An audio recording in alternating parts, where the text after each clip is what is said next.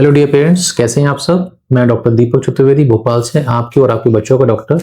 आज एक महत्वपूर्ण टॉपिक पर डिस्कस करने वाला हूं आपसे। जैसे मेरे पास बहुत से पेरेंट्स आते हैं कि छोटे बच्चों की जब छुट्टी होती है, जब भी बच्चे एनआईसीयू से डिस्चार्ज होते हैं, तो उनकी क्वेरी यही रहती है कि सर हमें जब भी बच्चा हमारा एनआईसीयू से छुट्टी हो रहा है, किसी भी कारण से उसको एनआईसीयू में एडमिशन किया गया, तो जब डिस्चार्ज कर रहे हैं तो हमें किन किन बातों का खास ध्यान रखना है।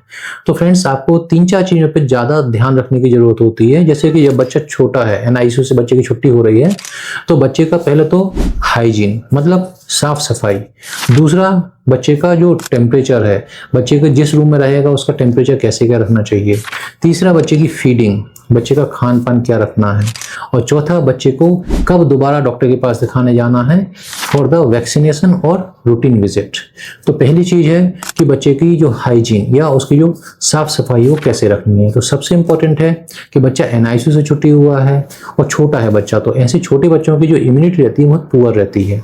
तो जब भी हम बच्चे को टच कर रहे हैं, हमें बच्चे को टच करने के पहले हाथ धोना है। कैसे? साबुन से या किसी भी सैनिटाइजर से।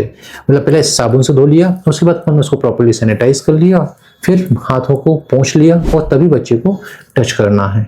उसके बाद ये ध्यान रखना है कि जब भी बच्चा हॉस्पिटल से छुट्टी हुए घर जाता है तो मेहमान बहुत आते हैं हमारे घर में, आस पड़ोस में जो भी लोग हैं वो बच्चे से मिलने आते हैं। लेकिन हमें ध्यान रखना है कि ज़्यादा से ज़्यादा बच्चों को ऐसे मतलब कहना चाहिए विजिटर्स या जो भी मेहमान आ रहे उनसे बच्चों को बचाना है, क्योंकि हम नहीं जानते हैं कि कौन से विजिटर को सर्दी खांसी है, किसको कौन सा इन्फेक्शन हो रखा है।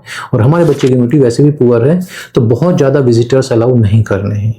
इसके बाद आपको बच्चा मान के चलो अगर ब्रश फीडिंग कर रहा है तो बहुत अच्छी बात है, लेकिन कुछ बच्चों को क्या होता है कि डिस्चार्ज के बावजूद भी हम लोगों को कटोरी स्पून से फीड करना पड़ता है। तो जब भी कटोरी स्पून से अगर बच्चा फीड कर रहा है तो जो भी बच्चे के बर्तन हैं उनको बहुत अच्छे से क्लीन करना चाहिए और क्लीन करके ही बच्चों के बर्तनों को यूज करना है।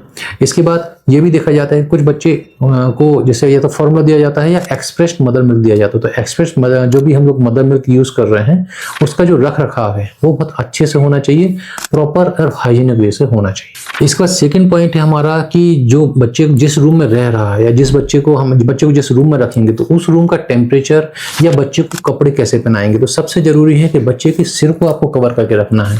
जो प्रीटर्म बच्चे होते हैं उनका हीट लॉस बहुत ज्यादा होता है, तो ध्यान रखना है कि बच्चे को प्रॉपर कवर करना है। सिर बच्चे का जरूर कवर होना चाहिए और बच्चे को जब भी आप कपड़े पहना रहे हो तो परतों में मतलब लेयर बाय लेयर उसको कवर करना है। और ध्यान ये रखना है कि बच्चे को सूती कपड़ा, कॉटन का कपड़ा या फिर हल्का कोई भी नॉर्मल सा कोई ऊनी कपड़ा पहनाना है। बहुत ज्यादा ओवर लेयरिंग नहीं करनी, इसका बहुत ध्यान रखना है। बच्चे का जो रूम का टेम्परेचर है वो कितना रखना है। अगर आप एसी यूज कर रहे हैं तो जैसे हम लोग जनरली एनआईसीयू में 26 से 28 डिग्री टेम्परेचर रखते हैं, तो आपको भी घर में इस हिसाब से टेम्परेचर रखना है। इसके बाद आपको ये ध्यान रखना है कि कभी भी डायरेक्ट एयर करंट मतलब हवा का डायरेक्ट प्रभाव बच्चे के चेहरे पे नहीं लगना चाहिए। तो अगर एसी चल रहा है, पंखा चल रहा है, तो बच्चे को हमें साइड में रखना है, डायरेक्ट हवा बच्चे के चेहरे पे नहीं आनी चाहिए। जो छोटे नाजुक बच्चे होते हैं, कुछ बच्चे जैसे कि 2 किलो से नीचे हैं, तो ऐसे बच्चों को हम लोग केएमसी एनआईसीयू में करवाते हैं। तो आप चाहो तो घर पे भी केएमसी दे सकते हो, तो ये ध्यान रखना है। इसके बाद मैं आपको बताऊंगा फीडिंग के लिए। तो फीडिंग का ध्यान रखना है कि बच्चे को प्रॉपर्ली फीड कराना है, 2 से 3 घंटे फीड कराना है, या बोला जाता है मोटा मोटा 2 hour plus minus half an hour. 2.5 घंटे से पहले नहीं, मतलब लेट नहीं जाना है और 1.5 घंटे से पहले नहीं पिलाना है। और जब भी आपने दूध पिलाया है तो बच्चे को पहले तो डका दिलाना, बिना डका दिलाए नहीं लिटाना है। कभी कभी कुछ बच्चों को हमें कंधे पे आधे घंटे तक भी रखना पड़ता है। उसके बाद जब बच्चे डका ले लेते हैं तब बच्चों को सुलाते हैं। सुलाते समय बच्चों को सीधा नहीं लिटाना, बच्चे को हल्का सा करवट रखना है और बच्चे का हेड एंड हल्का सा एलिवेटेड रहेगा। तो ऐसे बच्चों में क्या होता है, जो दूध निकालने या डकार के साथ जो हवा के साथ जो दूध निकलता है मुंह से, वो समस्या नहीं रहती। ऐसी कंडीशन में GER बोलते हैं, गैस्ट्रो इसोफेजियल रिफ्लक्स। तो ये इस चीज से बच्चे बच जाते हैं। माँ का जो आहार है वो बहुत जरूरी है। बैलेंस्ड डाइट बच्चे को मतलब माँ को देना, जिससे कि बच्चे को प्रॉपर दूध हो पाए। इसके बाद अब डॉक्टर के पास कब जाना है। मान के चलो कि जो फॉलो विजिट होती है वो पहले 5वें से 7वें दिन होती है, तो ये आपको जरूर डॉक्टर से मिलना है या नियर बाय पीडियाट्रिशियन को दिखाना है। इम्यूनाइजेशन क्या होता है, पहला जो टीका होता है वो बर्थ के टाइम वाला जनरली हॉस्पिटल में लग चुका होता है। लेकिन कुछ बच्चों में जैसे मान के चलो कि जो बच्चे 2 किलो से नीचे रहे तो उनमें हम लोग कुछ वैक्सीनेशन को अवॉइड करते हैं। तो जब बच्चे 2 किलो का वजन क्रॉस कर लेते हैं तब वैक्सीनेशन के लिए बोला जाता है। कुछ रेड फ्लैग साइन होते हैं जो कि आपको पता होने चाहिए।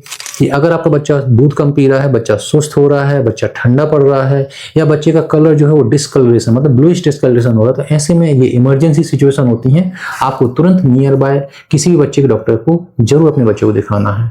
तो ये कुछ मैंने आपको जानकारियां दी कि एनआईसीयू से छुट्टी करेंगे जब बच्चों को, तो हमें क्या क्या चीजों का ध्यान रखना है। अगर आपको उसके बावजूद भी मेरे से कुछ पूछना है तो आप डेफिनेटली मेरे से बात कर सकते हैं। नंबर स्क्रीन पे आ रहे होंगे। मेरे इस वीडियो को आप अपने रिलेटिव्स और फ्रेंड्स से जरूर शेयर कीजिए और चैनल को सब्सक्राइब करिए। नमस्ते।